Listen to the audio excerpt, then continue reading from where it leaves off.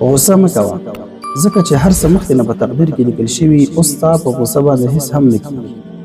مه غصه کېږه، ځکه غصناک کس د نیشهیي مثال لري چې په خوله څه ورشي هغه وایي او د مجلس ټول ملګري ترېنه تنګ وي. مه غصه کېږه، ځکه غصه ډېر صورتونه لري چې زیاتره یې په کنځلو، چغو او په پیغورونو باندې بدلېږي.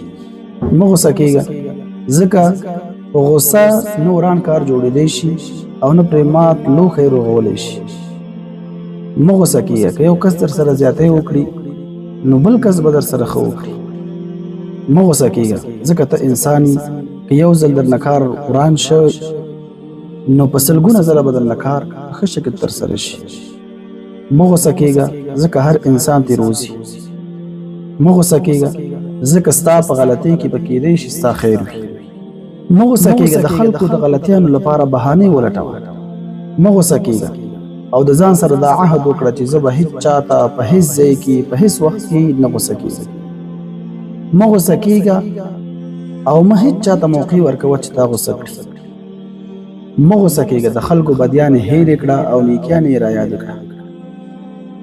مه غصه کېږه، که ته پلار یې نو زامن به دې له تا څخه د ژوند چل زده کړي. مه غصه کېږه او همیشه دا فکر کوه چې زه به د محبت یو باغ جوړېږم او د نرمۍ غر او د صبر سمندر به جوړېږم. مه غصه کېږه، غصه د یوې شړې دښتې مثال لري چې غصناک سړی پکې یوازې ژوند تېروي.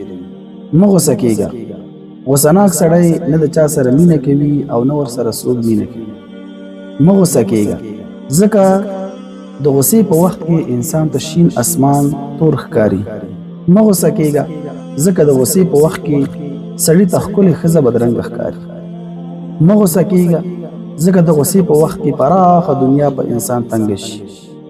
مه غصه کېږه، ځکه د غصې په وخت کې د انسان حواس کار پرېږدي.